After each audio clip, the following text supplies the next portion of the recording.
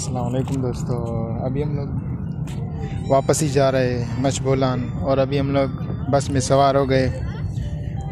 बस में गया था डाडर, तो वहाँ पर जंगलात के जो दफ्तर है वहाँ पर भी गया था, विज़िट किया और आप लोगों को वीडियो भी बनाकर सेंड कर दिया। दूसरा कि बस वाले ने मुझे छोड़ दिया था, तो आपको पता है कि मच के है प्यार का शहर है। यहाँ पर जितने भी लोग हैं वो बहुत ही अच्छे लोग हैं। मच वाला मुझे मिल गया था जिसने मुझे अपने बाइक पर लाकर बस के करीब उतारा। तो उन्होंने कहा कि मैं आपको मच पहुंचा दूंगा। मैंने कहा नहीं, आपका शुक्रिया, आपने बस तक लाया भी शुक्रिया।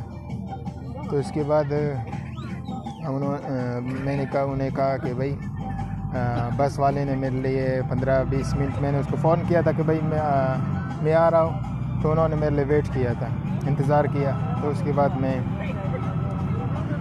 लेट हो गया था, 15-20 मिनट से ज़्यादा हो गया था। तो वो लोग चले गए, तो डीसी ऑफिस से आगे गए थे।